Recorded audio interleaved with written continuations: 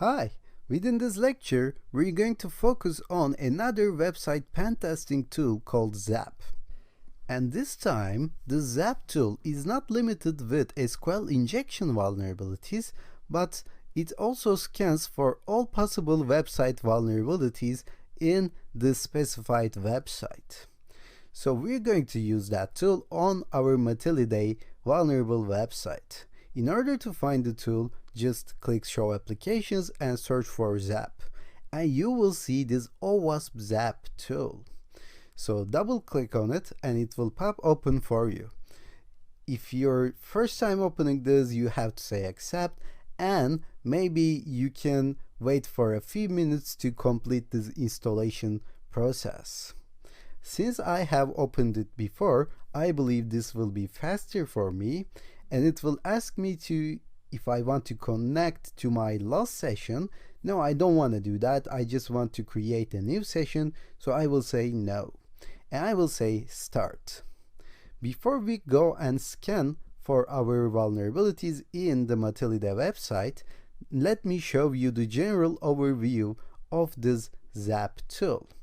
So this is Z Attack Proxy, and this is brought us by OWASP. And we will see how to adjust the settings in order to create our custom scan. In the left hand side we will see the websites, and in here we will specify the URL to attack to scan on.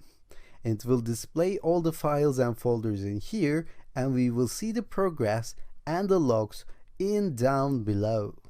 We can interrupt the scan and display the results anytime we want from this bottom pane. And let me go here to this sign. This is a settings sign, okay? It will open the options for me. You can specify any kind of option from this menu. As you can see, we have a lot of extensions and they are used for different kinds of scans. You can go to these options and try to see what kind of settings, what kind of adjustments can we get from this OWASP Zap. I will show you the most important ones. In here you can see the passive scan tools, okay? So passive scan flags, you can choose one of them or you can choose every of them, and maybe you may want to work with some of them and you may want to omit others, and you can choose to do it so from here. And I will show you a better way to adjust the settings. If you click here, you will see some options in this plus sign, and we're going to have a scan, and it will display the result in active scan. But if you click to scan policy manager from bottom pane, you can actually change all the settings regarding to current scan. So this is where you choose what kind of scan do you want to have in this penetration testing. Okay, so if you don't want to lose time in the previous options menu, I suggest you go here to scan policy, and you can change the threshold from here. For example, if you don't want to search for XSS, then you can say off. If you want to search for SQL injection intensely, you can say high. You can change the priorities, you can omit some scans, you can add some scans, and you can set some scans as high priority from this menu. And I don't want to do that. I just want to use the default, so I'm going to cancel this and exit out of this page.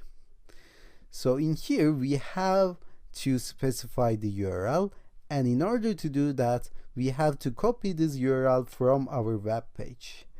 I don't want to take this SQL page, I just want to take all the page from here, 10.2.5/Matillidae.